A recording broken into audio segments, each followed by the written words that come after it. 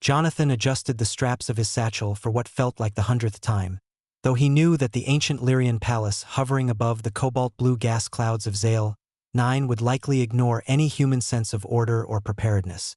The palace itself was a marvel that defied logic.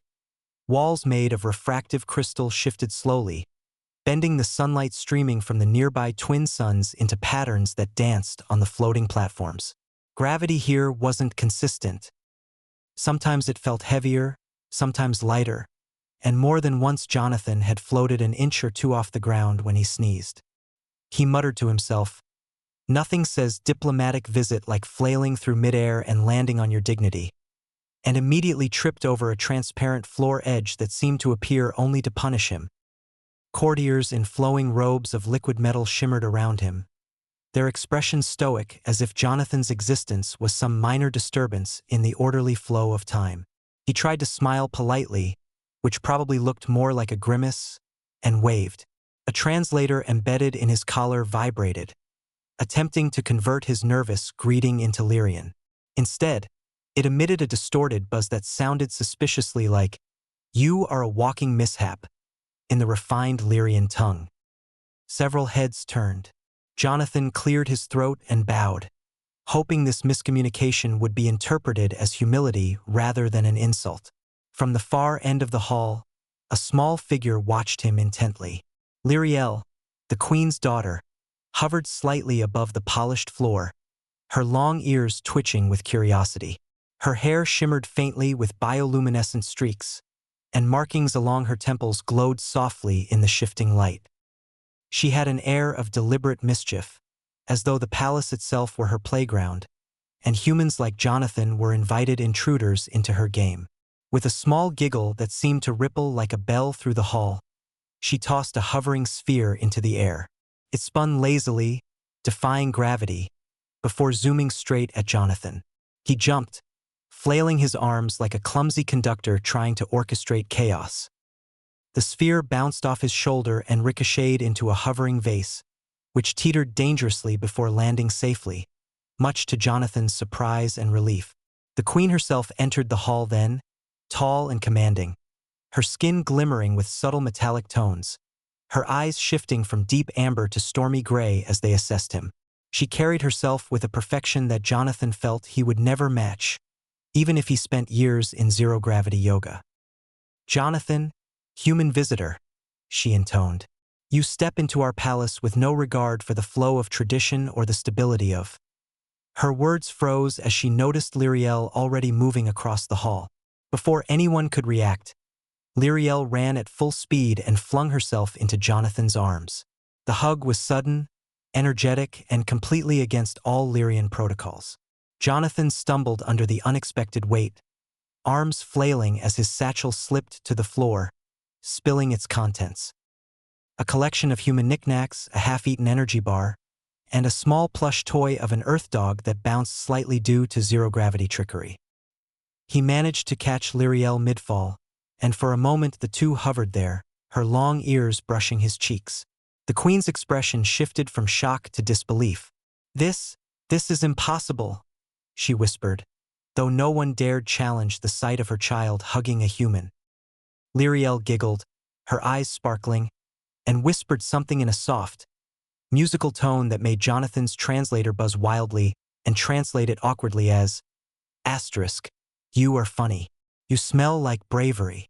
Asterisk. Jonathan chuckled, a nervous sound that echoed off the crystalline walls. Thanks." He attempted to set her down, but Lyriel refused, wrapping her arms more tightly. Courtiers gawked, some biting their lips to hide amusement, others muttering about scandalous breaches of protocol.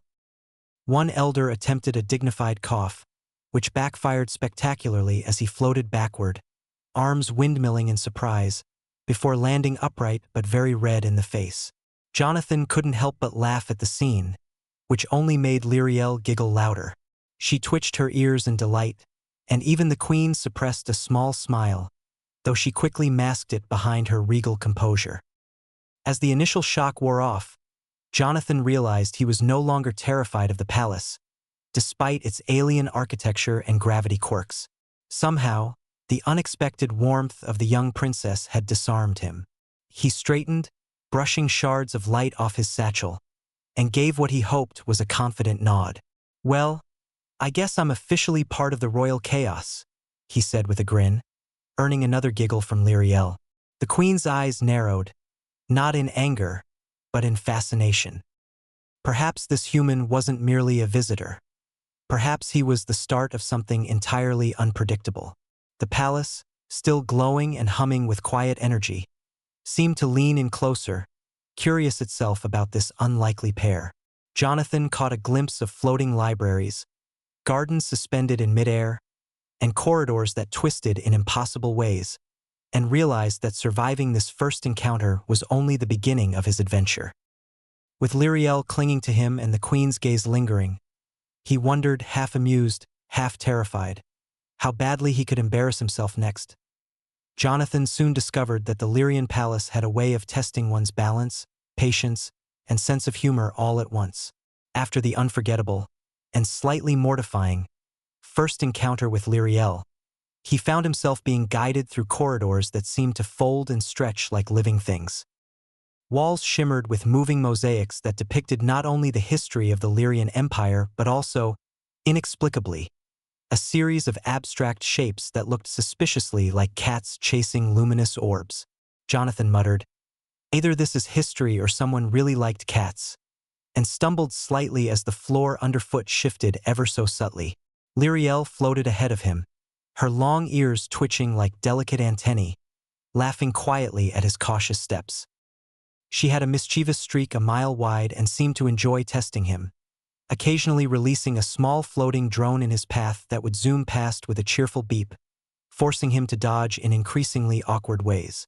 One particularly nimble drone looped around his head, and Jonathan ducked so suddenly that he collided softly with a wall panel, which promptly projected a holographic star chart of their galaxy. "Ah, so that's where I almost fell into a wormhole," he quipped, brushing off the display as Lyriel giggled. The palace, it seemed, was alive with subtle humor of its own. Holographic corridors occasionally looped unexpectedly, making Jonathan retrace his steps without realizing it. In one corridor, a levitating plant seemed to mock his clumsiness, dodging his reaching hands with the speed of a small comet. Lyriel, hovering nearby, whispered, "Don't hurt the giggle leaf. It bites only the unworthy." Jonathan raised an eyebrow. "I feel very unworthy today." She giggled again, tugging him along toward a floating garden that defied gravity entirely. Flora swirled lazily in spirals, blossoms twinkling as if they contained tiny stars. They stopped at a balcony that overlooked the palace's central chamber. Here, courtiers moved in synchronized patterns, gliding rather than walking, their robes forming streams of light. Lyriel leaned close to Jonathan, whispering, "They take ceremony very seriously, sometimes too seriously. You'll find them hilarious if you watch long enough." Jonathan squinted at a group of elders performing a formal bowing ritual. One of them miscalculated the gravity in a minor section of the chamber and ended up spinning gently midair, arms flailing like a human-shaped windmill. Jonathan stifled a laugh, earning a delighted chortle from Lyriel, whose ears twitched in amusement. As they wandered, Jonathan asked about the queen's strictness. Lyriel's expression softened, her long ears brushing the air thoughtfully. "She is careful," she said, "but she loves me. She just doesn't understand why I chose you." Jonathan's face flushed. "Me? Why me?" Lyriel's eyes twinkled with laughter. "Because you make mistakes with charm. Because you fall over and survive.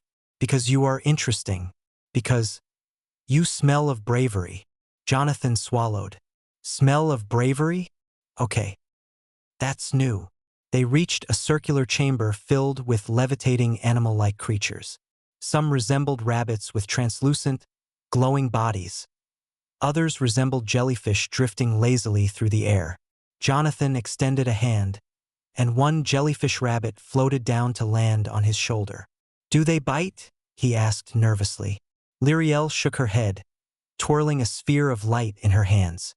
"They bite only the rude. You human are rude in the charming way, not the dangerous way. Jonathan laughed, the sound echoing oddly in the zero-gravity room, and the creatures seemed to respond by performing tiny synchronized flips.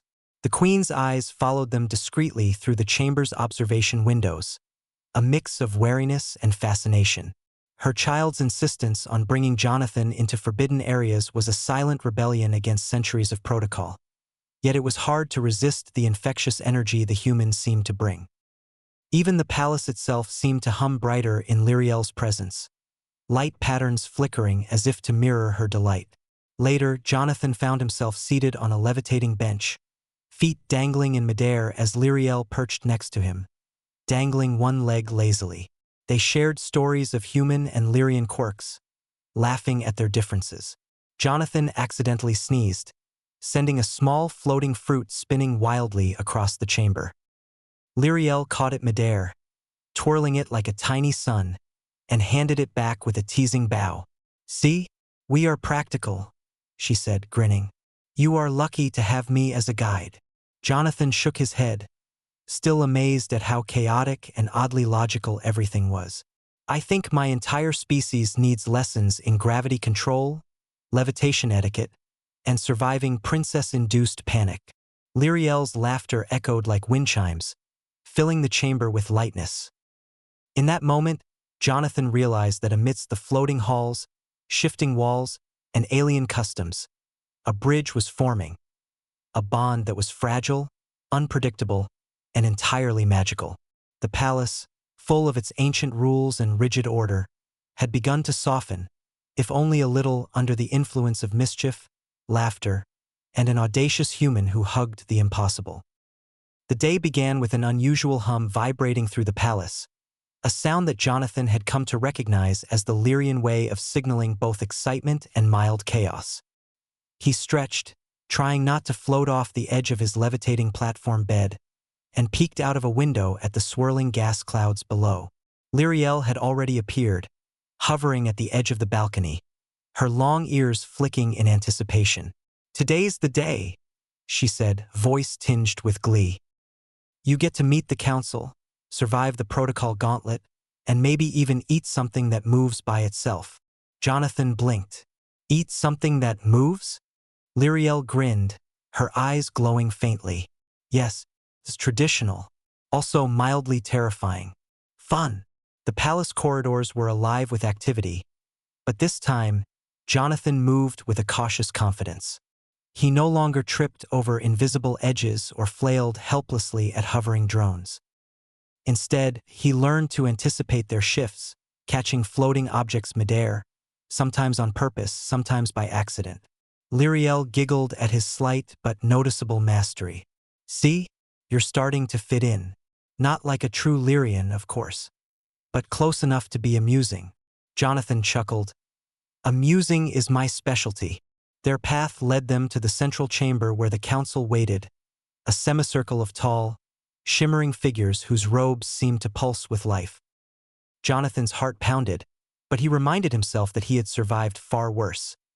Zero-gravity sneeze attacks, jellyfish rabbits, and impromptu levitation acrobatics orchestrated by a long-eared alien princess. The queen stood slightly to the side, her expression unreadable, but her eyes softened as she observed her child hovering expectantly near him. "Counselors," she began, her voice echoing with authority. "Today we witness a rare event. A human who has gained the trust of our child, not through ceremony, but through courage, humor, and apparent charm." The council murmured among themselves, translating the statement into gestures that Jonathan could barely interpret. One elder tried to levitate a pen and dropped it, spinning like a confused satellite before catching it with a flick of his robe. Jonathan suppressed a laugh, which earned him a quick, teasing wink from Lyriel. Suddenly, alarms blared. A faction of dissenting nobles had attempted to exploit the day's gatherings, manipulating the gravity fields to create chaos. Hovering platforms began to tilt and spin unpredictably. Jonathan instinctively grabbed Lyriel mid-fall as she dashed toward a precarious edge, her long ears fluttering in panic. Together, they navigated the swirling hallways, dodging floating artifacts and startled courtiers. "I knew you'd come in handy," Jonathan shouted, managing to catch a levitating crystal that was about to smash a console. Lyriel laughed breathlessly. "You're not completely useless." The queen intervened, her telekinetic powers stabilizing the chambers. Jonathan, now accustomed to the palace's quirks, helped guide the council members into secure positions, cracking jokes at appropriate moments to keep panic from taking hold. "If we all survive this," he said, "I expect medals or at least a floating fruit smoothie." Lyriel rolled her eyes, but even she laughed. By the time the rogue nobles were contained, the crisis had been averted with minimal damage, and the council, though flustered, was impressed by the humans' composure and wit. In the aftermath, Jonathan found himself standing beside the queen, Lyriel on his other side, her small hand brushing against his arm. "You have changed," the queen said quietly, her voice carrying warmth Jonathan had not expected. "You arrived as a visitor, uncertain, clumsy, and oblivious to our ways. Yet you have shown courage, patience, and a sense of humor that softens our rules." Jonathan swallowed. I've learned a lot here, about your people, your world, and myself." Lyriel leaned against him, her ears brushing his shoulder. "And you've made it fun," she whispered, grinning. The palace seemed to relax in response, its shifting walls glowing more gently, the floating flora twirling lazily in the central chamber. Courtiers resumed their duties with smiles, and the jellyfish rabbits drifted around, performing small loops of acrobatics. Jonathan realized that he no longer felt like an outsider. He was part of this world now, not by title or decree, but by choice and trust. As the twin suns set over Xylar 9, casting prismatic reflections through the crystalline walls, Jonathan watched Lyriel practice small levitation tricks, her laughter echoing across the hall. The queen observed from her throne, serene, as though acknowledging that this fragile bond between human and alien child had the power to unite worlds. Jonathan laughed softly as a levitating fruit drifted toward him, caught it with ease, and handed it to Lyriel with a bow. "I think I'm finally getting the hang of this palace life." Lyriel giggled, and the queen allowed herself a small, approving smile. In that moment, Jonathan felt the weight of interstellar expectation lift, replaced by something far stronger. Friendship, trust, and the knowledge that even the most improbable bonds could change the course of worlds. The palace, full of quirks, secrets, and laughter, had become a home, and Jonathan knew that whatever adventures awaited next, he was ready. Long ears, floating fruit, and all.